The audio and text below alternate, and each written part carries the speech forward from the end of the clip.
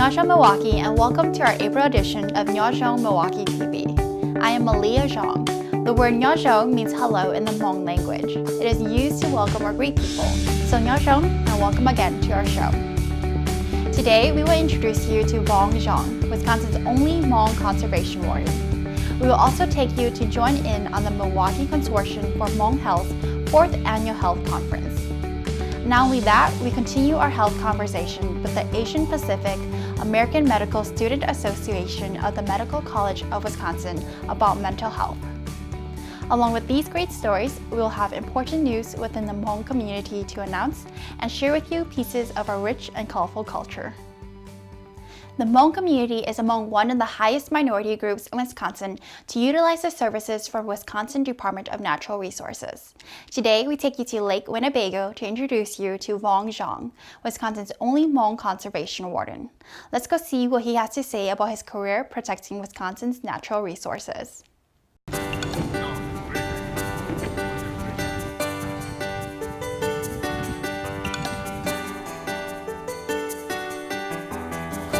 State Game Warden. 錯到寧以後跟住ไปตัวนา跟住ไปตัวหมอลือ跟住ไปนู่นใจเนี่ย有全型就係เนี่ยที่chỉมาเต็ม名นะ My name is Vong Zhang. I'm a conservation warden with the DNR.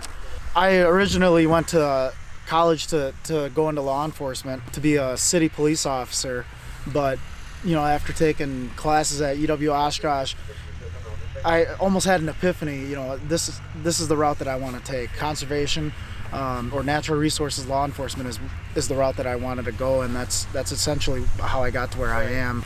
Growing up, I immersed myself in fishing. That's what I did my entire life. When I think the turning point was seeing violations or seeing people do the wrong thing, that made me think, hey, well, if I take a step forward, I can be part of the change to hold those people accountable. So that's essentially what was the turning point was, hey, I can actually do something about this, and that's what got me here. The rules and regulations are set by the DNR for reasons, by our biologists, our wildlife folks. Some of our laws are there to prevent people from creating or causing harm on that resource. So we have those regulations. The average person can't just go out there and catch as many fish as they want or kill as many deer as they want. So those rules are put in place to kind of save ourselves from ourselves.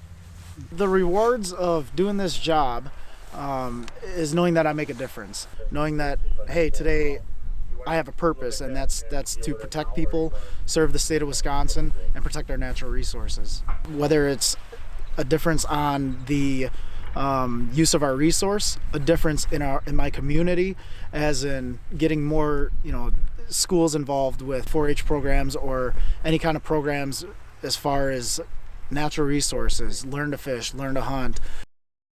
Now say you catch 10 whitefish you limit, right, and you cook one on the ice there. What are the policies and what are the regulations that you have to hold to? As far as the cleaning aspect goes, you're okay there.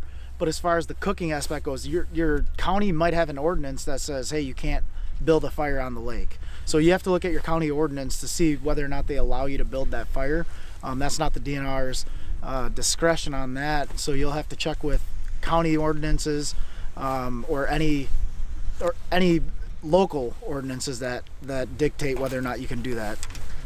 You have to be able to identify that you have your limit. So whether that's keeping the carcass, whatever, keep that carcass so that if a warden makes contact with you, they know that, okay, this guy, this fisherman has 10 whitefish, or this fisherman has 5 walleye, for example, on Lake Winnebago here.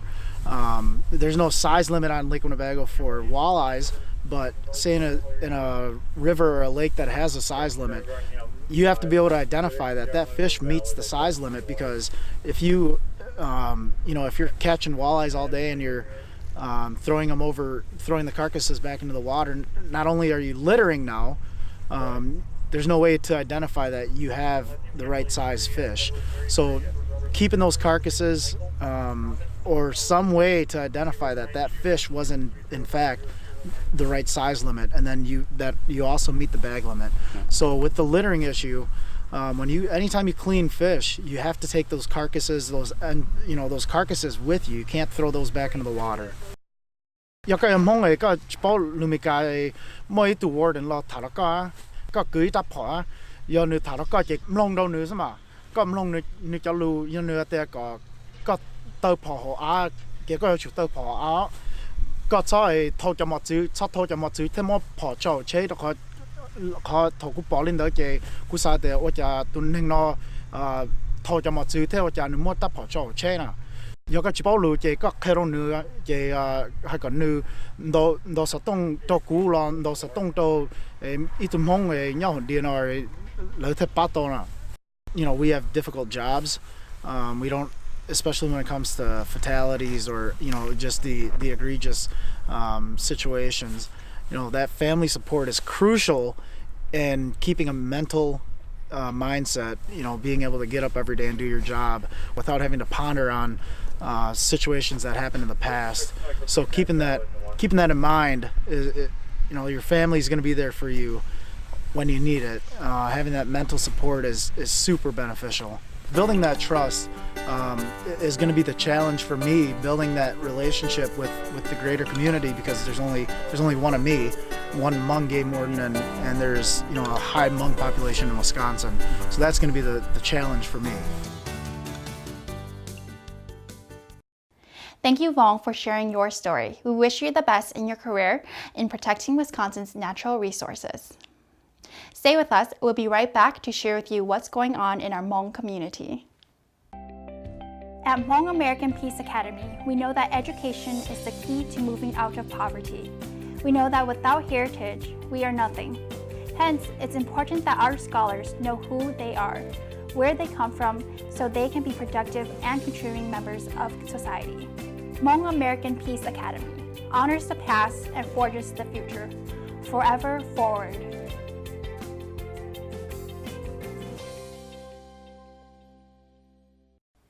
Welcome back to Nyob, Milwaukee. Here's what's going on in our Hmong community.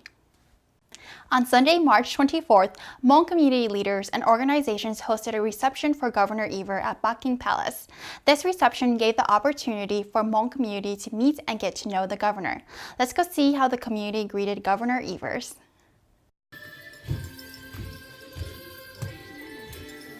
We're here today really to have an event for the Hmong community to meet with the newly elected governor, Tony Evers. It's a great opportunity, and I think our Hmong community is welcoming the new governor because of some of the initiatives he's done in his prior career, both as a state superintendent.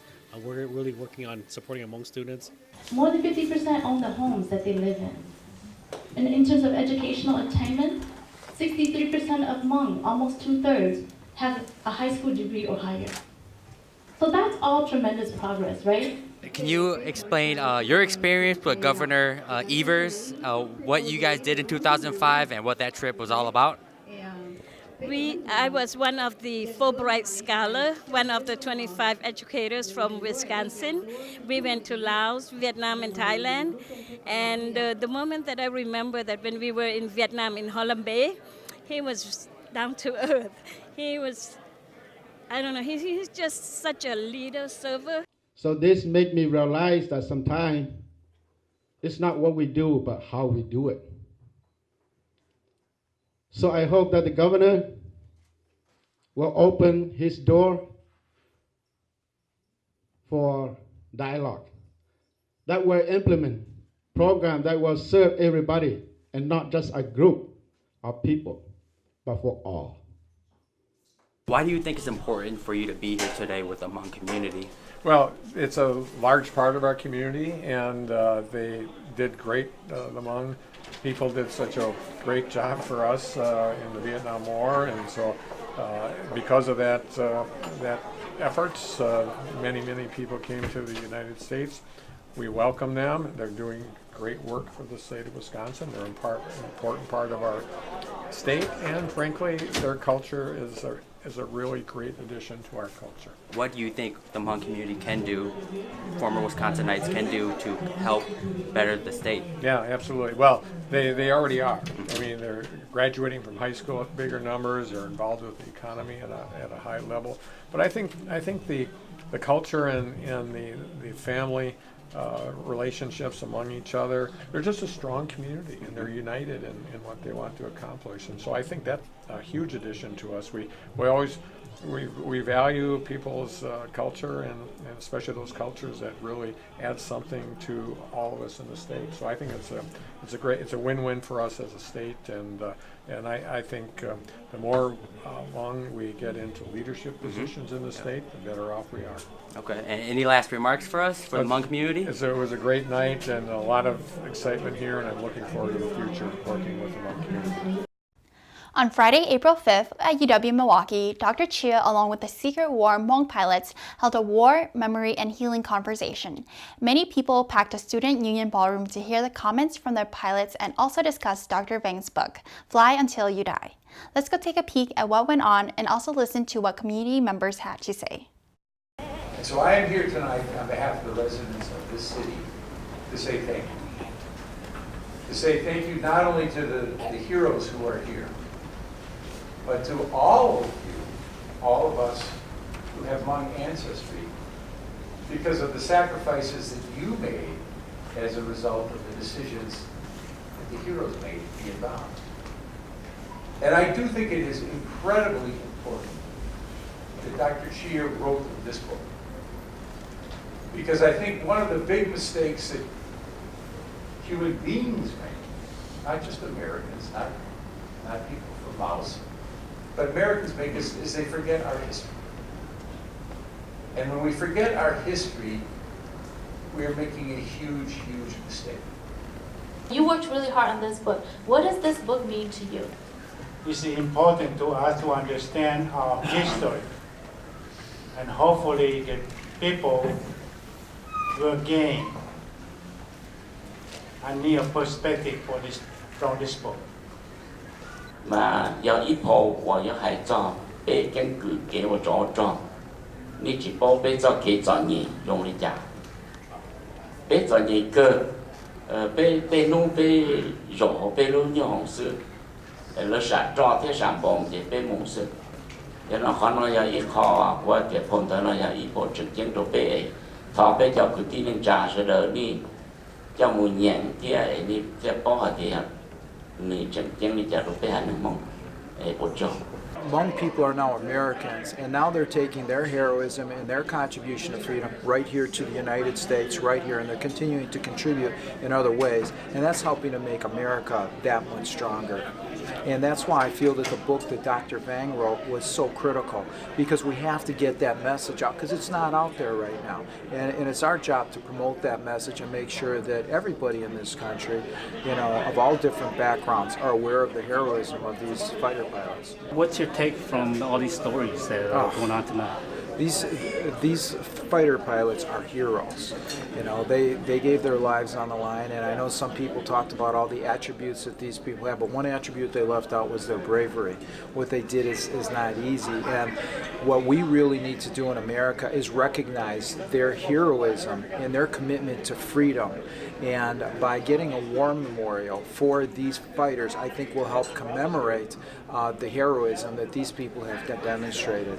And so we hope to have that done soon. Save the date on Saturday, June 15th, as Hmong American Friendship Association and Nyob Milwaukee TV will be hosting a red carpet event at the Marcus Theater for Performing Arts and Wilson Theater at Vogel Hall. They will be debuting the film called Save Me to shine a light on mental health in the Hmong community. There will be an outdoor exhibit that begins at 5:45 p.m., hors d'oeuvres and entertainment before the film. Tickets are just $13 per ticket. For ticket purchases, please call 414-273-7206. There will be an extra charge for phone ticket purchases. For more information, visit hmongfriendship.org. Who will be this year's champions at the Hmong Wisconsin Chamber of Commerce annual golf outing? Save the date on July 20th, 2019 at the Oaks Golf Course in Cottage Grove, Wisconsin. A portion of the funds raised at this event will be donated to the Pin High Junior Golf Program to introduce youth to the game of golf.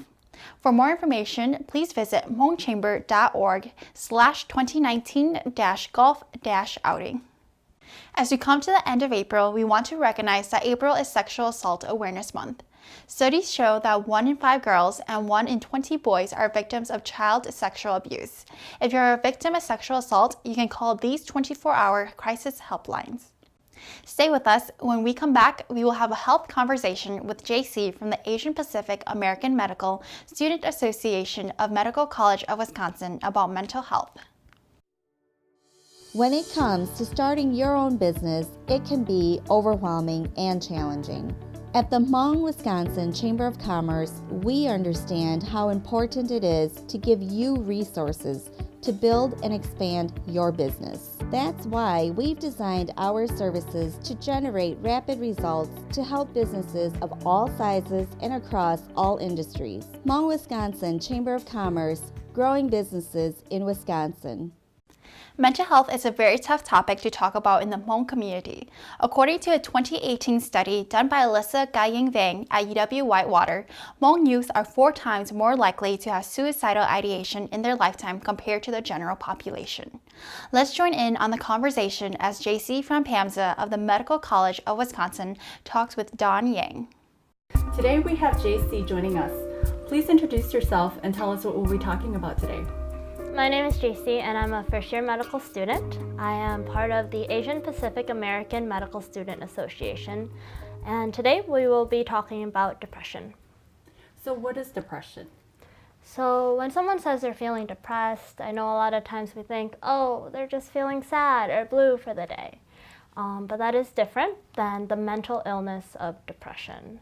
So depression can manifest itself in fatigue or extreme tiredness that makes it difficult for you to get out of bed or perform normal daily activities. As you can see, this is pretty debilitating, as well as being accompanied by those persistent feelings of hopelessness, guilt, and sadness. So what causes depression? So depression is caused by a chemical imbalance in your brain. This can be passed down genetically or can be caused by other health problems. It could also be triggered by traumatic experiences such as loss of a loved one, loss of a job, or anything like that, really. Depression is considered a mental illness when the feelings of sadness last for over 2 weeks long and is accompanied by other symptoms such as changes in eating or changes in sleep or that extreme tiredness of fatigue I was talking about. And then we should also know that worsening depression can lead to suicide. If someone's experiencing all of those symptoms, how can we tell if someone's at risk for suicide? So sometimes they may be talking about death a lot, and it doesn't have to be on a serious note. Sometimes they can joke about it or talk about it lightheartedly. That is still a potential sign of suicide, even if they are pretending not being serious about it. They may be self-harming, so hurting themselves or talking about hurting themselves. They can be isolating themselves from friends and family, not engaging in normal activities that they normally do. And major changes in appearances or behavior is another thing to look for. And another important one I want to mention is if you see someone giving away a lot of their prized possessions, that could be a sign that they are considering suicide as well. So how common is depression? So depression is prevalent all over the world. However, it is a significant problem in the Asian community especially. So many Asians have signs of depression, but often our cultural or our language or economic barriers make it less likely for us to seek help or tell other people about it. Actually, according to the National Alliance on Mental Illness, 71% of Southeast Asians meet the criteria for a mood disorder like depression, and actually most of them are Hmong or Cambodian. Unfortunately, suicide is the top 5 causes of death in Southeast Asians. If I'm a strong person, can I still get depression? Oh, definitely. So a common myth about depression is that only weak people get it, but this is not true.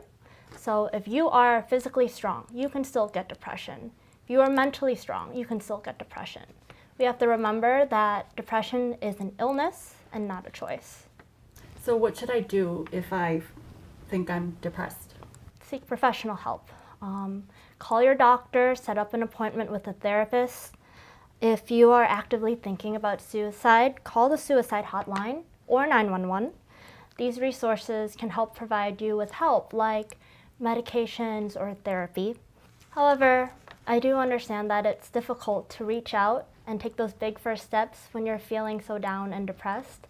But I encourage you to at least tell someone that you trust, a loved one or a friend, so that they can help you take the first steps to healing. So when you do reach out to your doctor or to your therapist or any of the suicide hotlines, your information is confidential. They're not going to release it to anyone. You are protected by HIPAA, the laws, so they have to keep your health information secret unless you give them permission to release it. Thank you, JC, for your time and for all of the valuable information about depression. Thank you for joining us on this important topic about depression. Please stay tuned for important health topics that affects our community.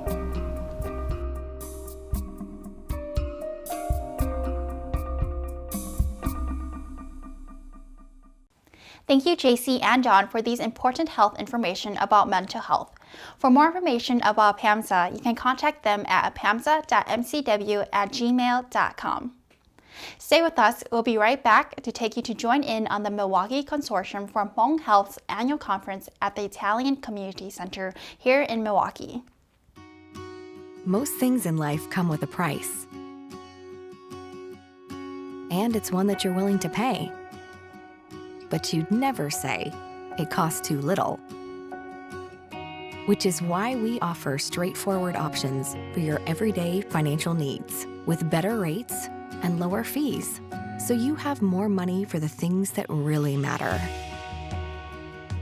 Landmark Credit Union, you're worth more here.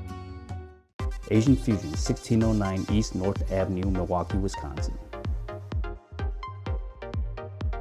Traditional and authentic cuisine.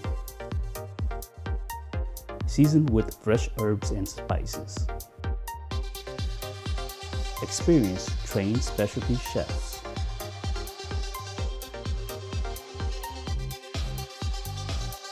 Asian Fusion, 1609 East North Avenue, Milwaukee. Welcome back. On Saturday, April 6th, the Milwaukee Consortium for Hmong Health held their 4th annual conference at the Italian Community Center. The theme this year is Empowering Families, Saving Lives Through Education and Screening. Let's go take a look.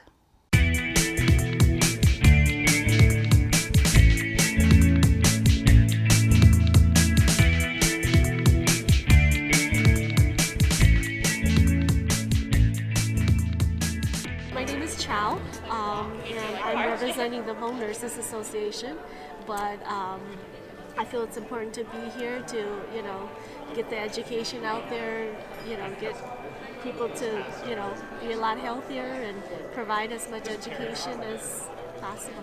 Today we are doing our 4th annual health fair here in Milwaukee. We have slowly been growing these health fairs over the years. We started out maybe 10 years ago with a really small event just for maybe like 30 or 40 women, and we've grown into this where we'll probably have, I'm guessing, somewhere between 100 and 200 people here today. We have vendors from all over the city to come today and teach people about different aspects of health, and also provide screenings for different people. So we'll have blood pressure screenings, we'll have clinical breast exams, we have the mammo van here today so people can get their mammography if they're eligible and due. But just an opportunity for people to come and learn about a lot of different aspects of health, learn about nutrition, learn about cancer, learn about cancer prevention, and also get a chance to get updated on screenings while they're here. My name is Kate. I'm a PA. I work at St. Luke's in Aurora. Been doing that for about 5 years and here doing some free oral cancer screenings.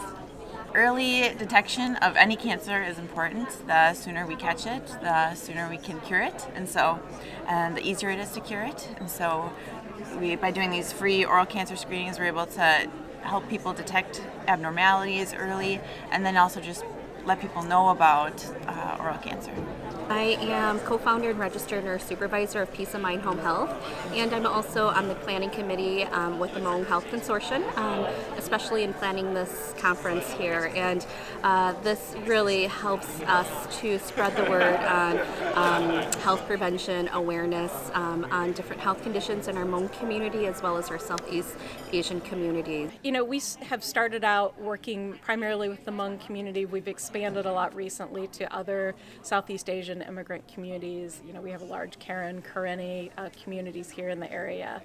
And I think for a lot of people, for cancer in particular, it's been something that individuals have not known a lot about, or if they have known about it, something that you know, they're very scared of because they've seen people in their family or community have really poor outcomes if they were diagnosed with cancer. My name is Hyo Tho. I'm a volunteer here through Hmong Nurses Association. I'm also a registered nurse as well, and I feel that this is very important, especially in our community, being a minority and with a lot of language barriers now, and with the amount of immigrants now that we have coming to this country. It's important to know what our options are and to be more proactive about your health instead of reactive. This is our big event throughout the year, but we also do this on a much smaller scale throughout the year. So we have health workshops that we hold a lot of times on weekends, also sometimes during the week throughout the year, where we'll teach individuals about different types of cancer, or we'll teach about nutrition. And with those workshops, we don't necessarily have screenings on site all the time, but we work really closely with participants. Some of the unique challenges is just, you know, helping people learn about it in a way that they feel supported, so it's something that they understand better, they're not perhaps so scared of, and really helping provide, kind of put a nurturing environment in place to help support people through being screened, and if, you know, by chance they are diagnosed, help walk them through those treatment options. We've always had community health workers that work with our organization that are bilingual, bicultural from the community. So we have people who understand, you know, an individual's background, where they're coming from, and can also help with that process of navigating that sometimes kind of unfamiliar and scary space that you know, the healthcare system in the United States can be. I encourage individuals, if they want to learn more, to check us out. You can get on the web and search for Milwaukee Consortium for Hmong Health, and come learn about what we offer and take advantage of our education and resources.